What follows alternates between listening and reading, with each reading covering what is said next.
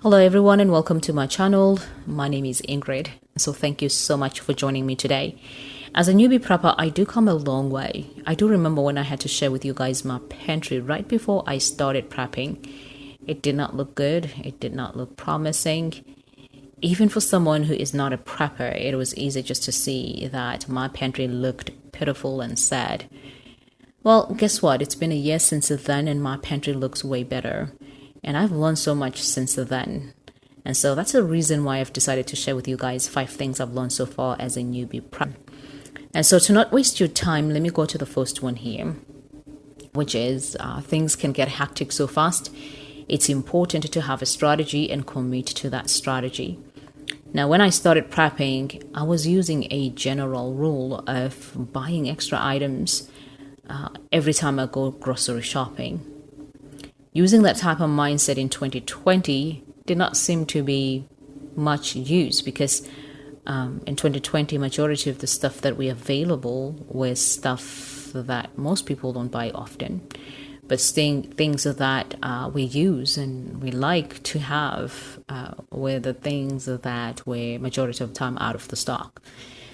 And so I kind of use that general rule in so many ways, but I find myself later on with more items that I was not using, and then items that I was using not really there, not really in my pantry at all. So in about 5 months, though, I look more like a hoarder versus a prepper because of that. And so I realized it was time for me to change, and I invested more time in watching YouTube videos, and especially with the veterans who knew exactly what's up and what works and what doesn't work. I got myself a strategy that gave me a clear focus. It was recommended, of course, to get that because not everyone is presuppositioned in the same place when it comes to prepping, and we're not actually prepping for the same thing at the beginning anyways.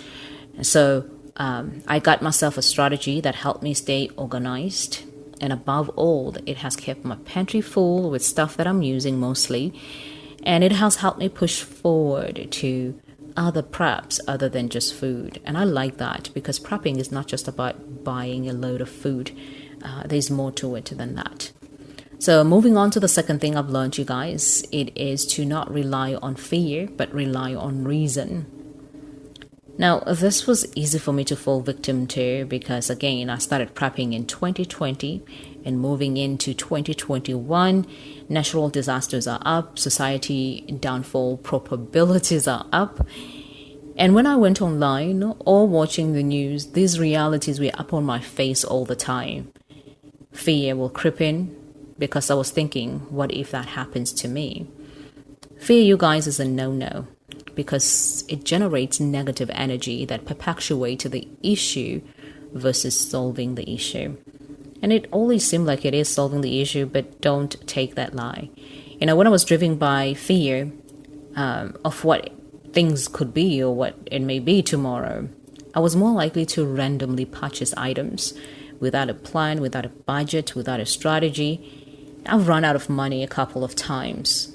Now, as a prepper, we know that having financial stability is the number one, right? Because, when you really look into what's going on, being financially stable is vital. You see people there experiencing hurricanes.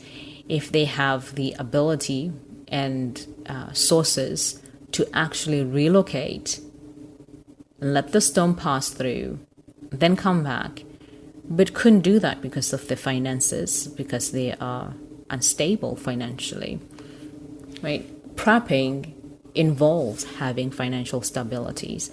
So I realized that I had to train my mind to reason about prepping versus reacting about prepping, because really fear was causing me to react versus reasoning about what I was doing. And so I'm now more motivated by a positive outlook on prepping, and I'm more likely to have rational decisions. Personally, I realize that there's no way to satisfy fear. Fear is like a grave, right? You're going to be fearing now, but tomorrow you're still going to have the same fear because it's never enough. Even if you have a $1 billion bunker, you're still gonna have some what ifs, right? So as a newbie prepper anyway, it's actually a factor that you will have things that are missing within your prep. You will always fall short of something more than other preppers, of course. And so that being said, moving on to the third thing I learned, which is being single goes a long way. Now, this may not be for everyone, but being a single mom, I've realized that there is an advantage of being a single prepper. Now, I'm aware that there are couples out there who are strong and tight when it comes to prepping together. They're making things work. But in all honesty, they are an exception. There is so much that goes out to prepping. There are trials and errors that are inevitable. And so for me, owning my errors without having to point fingers to someone else or have someone have to point fingers at me, or I have to find myself defending myself constantly because I thought I was making the right decision, but it turned out to be not so good after all.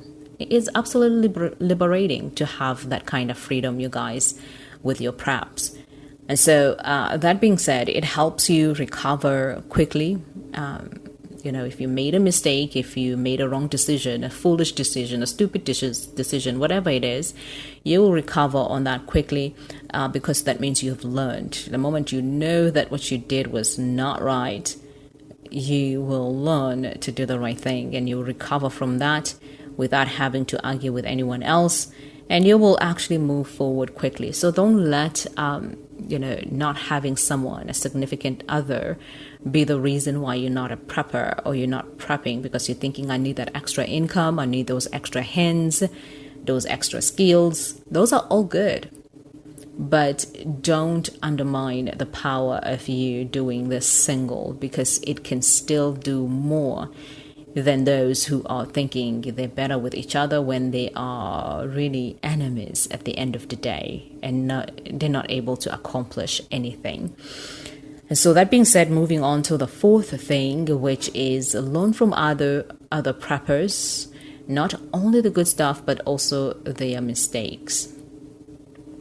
Now, this is big. Learning from preppers, them being veteran preppers or not veteran preppers, it is a good way to start. It helps prevent innocent mistake and not so innocent mistake. So learning from a pool of preppers from all background, that helps a lot. For me, it helps me with introspection and direction. It's always good to know where you are, where you're going, and why you're going, where you're going, and what you're willing to sacrifice. That's a big one for me. What am I willing to sacrifice as a prepper? And I think everyone who is prepping needs to actually ask themselves that question. Now, I've noticed that it is easy to overlook other items as well. So if you watch different type of preppers, you will find out what items you're really missing on your prep. Even though you're thinking you have it all together, you may actually even improve on that strategy that you have. And so moving on, you guys, to the fifth thing that I've learned. It's the last one, but not least, of course. Prepping is not an overnight thing. It is easy to see all these veteran preppers with amazing pantries and amazing preps. They seem to have it all together. Trying to keep up with them is not wise, though, when you're starting up. And I guess it boils down to you reasoning again. In that way, you know exactly what you're doing, where you're going, and why you're going where you are going. Now, at the end of the day, I think we all know that prepping takes a lot of effort, a lot of planning, a lot of skills that needs to be improved.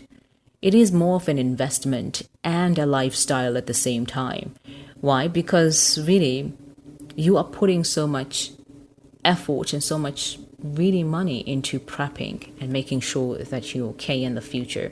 So rashly just following people without you reasoning, without actually going at your pace and knowing that it's good for you to be more stable into where you're going, versus being unstable like I did, is important. You need to know where you need for you to get to know where you need to be. Let me just say it that way. It may take years.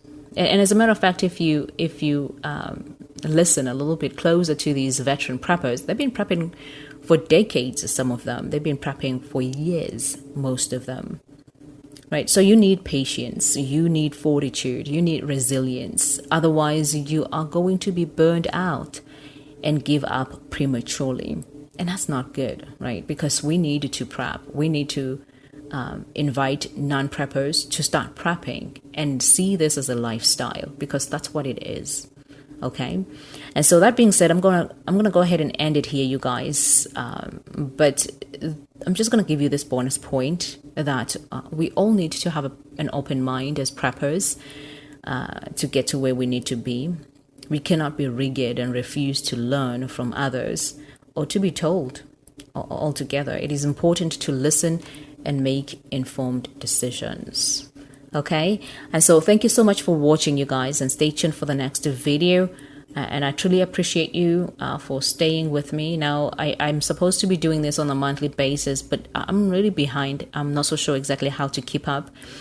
And so thank you so much for your support. I truly appreciate you guys and all the subscribing that I've been seeing. I am absolutely humbled by that, and I'm absolutely appreciative of that as well. So go ahead and stay blessed always, of course. Till next time.